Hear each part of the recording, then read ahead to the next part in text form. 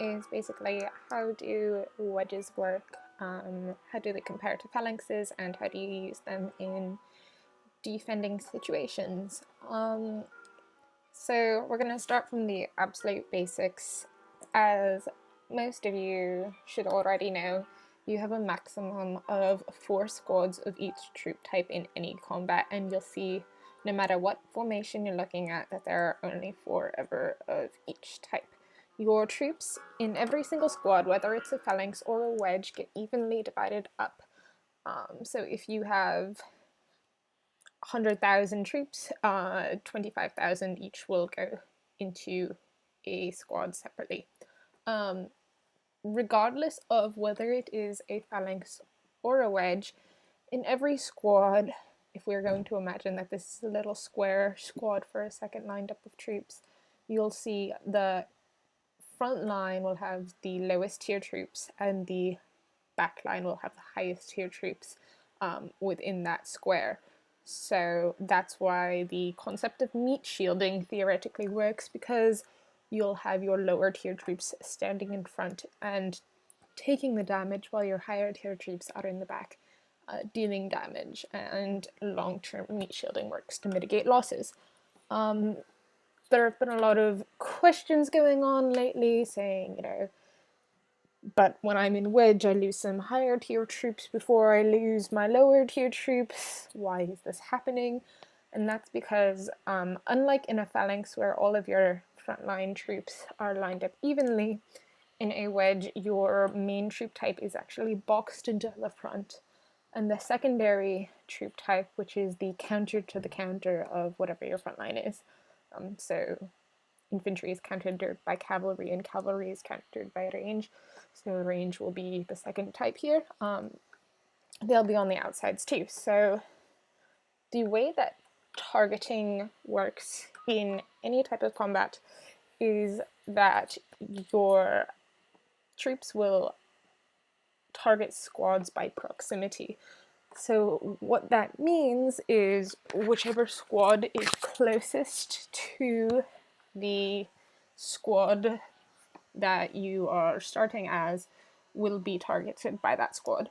And you can see examples of that in like literally any battle video. If you watch and see whatever their front line is what gets attacked first, and once a squad has been defeated, then you will see the retargeting mechanism where they will, after defeating their first squad, target the next closest squad and then continue with combat from there.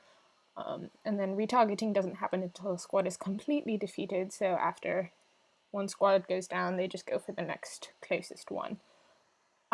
So going back to troop loss really quickly, the reason that you'll see some higher troop losses before all of your lower tiers are killed in wedges is because, let's say, for example, you have 25,000 of each tier 1 and tier 3 in each of your 4 infantry squads here. You'd have your tier 1 in the front, your tier 3 in the back, your tier 1 in the front, your tier 3 in the back, and here your tier 1 in the back, in the front, and then your tier 3 in the back. Tier 1, tier 3. Each squad is absolutely identical. But because of the way that the targeting mechanism works, these 2 front squads are going to be targeted first, right? So theoretically, if these 2 squads are defeated and the opponent's troops move on to the next squad, you'll see that you lose tier 1 and tier 3 here, even before your tier 1 in the back rows have taken damage, and that's why you see mixed losses in wedge formation, whereas in a phalanx formation, all of your other troops are lined up. So you'd have even numbers of tier 1 and even numbers of tier 3 here in the back. And you'll see all the tier 1 being defeated before your tier 3 are defeated. Wedges just change that because there are tier 1 behind the tier 3, or lower tier in front of the higher tier. So why do people use wedges and how do they impact combat? So honestly, if you want to have the strongest attack possible, phalanxes are the way to go. because you can have one front line, you can buff that front line much more, and it just is going to pack a bigger punch because you can formulate your stats to be the most effective in a single frontline attack. Why would you use a wedge then? There are a few situations where you use a wedge. The main bonus of wedges is that they distribute frontline losses between two types of troops rather than one type of troop. So in a cavalry wedge formation, for example, if your enemy has 4 squads coming at you, let's say they have squads here, here, here, and here, they're going to be hitting infantry here, cavalry here, and infantry here. So you can have fewer cavalry losses and have some infantry losses as well, so that you don't get your cavalry completely squashed. This is really nice for blind hitting because it allows you to try to determine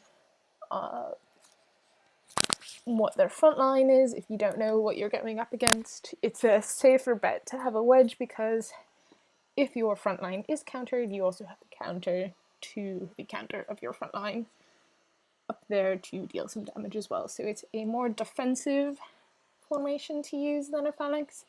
So you'll see less damage done, but also fewer losses sustained, and your losses will be spread out through multiple troop types instead of just one troop type.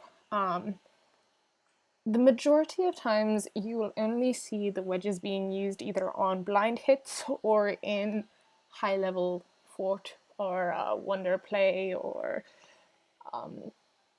sometimes for Baron or something like that, where you want to basically be able to hedge your bets and be able to defend in any sort of formation. Having a wedge is nice because your attacking or defending rallies will not sustain as many losses of one type of troop, and it's better in the long run. And that's basically it. So there was a specific question about ranged wedge too, and how that comes into play here. So let's watch the drill really quick.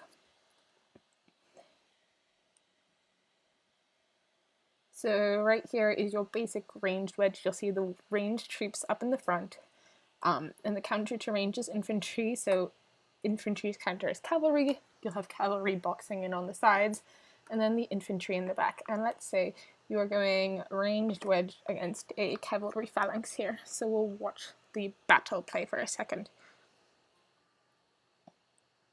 So what's happening right here is that every troop type has a range at which they can attack. Ranged and siege have a relatively long range of attack because they are ranged type troops. They can fire from far away, whereas cavalry or infantry have to be up close in order to fight. So what's happening is that the ranged have stopped and the cavalry are still running up ahead, and so are the infantry here. So we're going to keep watching the video. The ranged front line is still going and attacking. The cavalry front line is still going and attacking the ranged, and all of the troops here are focused on the opponent's cavalry front line. So you'll see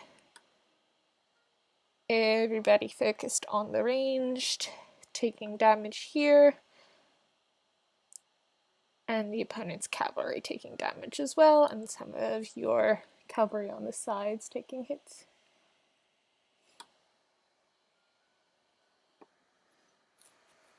As combat continues for the full 40 seconds of the battle, you'll see that the ranged are stronger than the cavalry, and you will sustain fewer losses, and your cavalry will sustain more losses. So let's go back to the